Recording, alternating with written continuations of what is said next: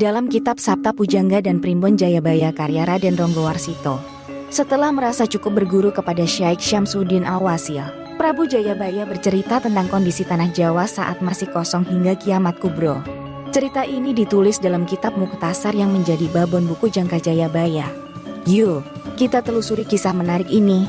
Pada suatu hari, Sultan Al-Gabah, seorang raja di pusara sebelah utara dari tanah Arab yang termasuk dalam lingkungan Turki, menerima perintah gaib untuk mengisi tanah yang masih kosong.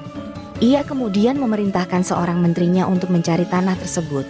Setelah berusaha dan bertanya kepada para nakhoda yang berpengalaman, sang menteri mendapatkan informasi bahwa di sebelah timur laut Hindustan terdapat sebuah pulau panjang dengan lebih kurang 20 gunung tinggi dan ratusan bukit beraneka warna. Pulau tersebut masih sunyi dan belum berpenghuni. Sultan Al-Gabah dengan gembira memerintahkan untuk mempersiapkan 20.000 orang dengan dilengkapi senjata dan perlengkapan kehidupan secukupnya untuk dijadikan bibit manusia di Pulau Jawa yang masih kosong. Setelah berlayar selama 40 hari dan 40 malam, rombongan besar ini akhirnya mendarat di kaki Gunung Kendeng yang saat ini masuk ke dalam Karesidenan Surakarta. Menurut penanggalan ruang waktu itu adalah tahun yang diramalkan oleh Jayabaya sebagai awal mula perjalanan manusia di tanah Jawa. Namun, dari 20.000 pendatang tersebut, hanya tersisa 20 orang yang masih hidup. Sisanya tewas karena penyakit dan dimakan oleh binatang buas. Sisanya kembali ke Persia dan melaporkan kejadian kepada Sultan Al-Gabah.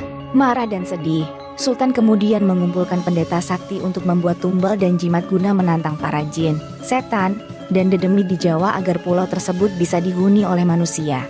Sultan kembali mengirimkan 20.000 orang lagi dari golongan bangsa Clinggandi dan lain-lain, yang dibagi menjadi 20 rombongan, masing-masing dipimpin oleh Singgi dan Kusmanadji, seorang pendeta sakti dari Bani Israel.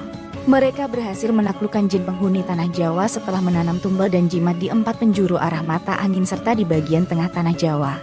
Setelahnya, mereka mulai mendiami tanah Jawa dan bercocok tanam dengan benih yang mereka bawa dari Persia.